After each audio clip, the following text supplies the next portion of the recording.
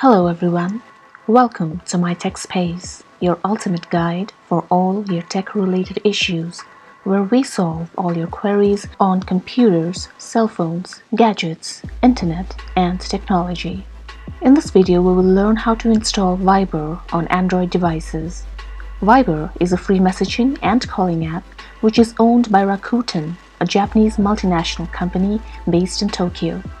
We can call, text, create group chats, community, make international calls all over the world through Viber.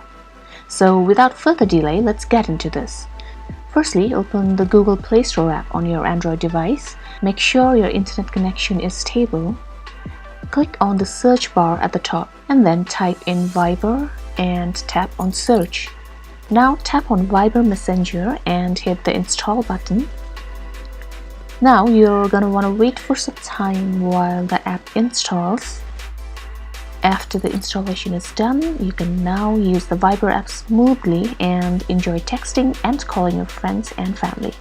That's all there is to it, guys. If you have any queries, please post them in the comment section below. Please hit the like button and don't forget to subscribe as well. I hope the video was helpful to you. Thank you for watching and I'll see you all in the next one.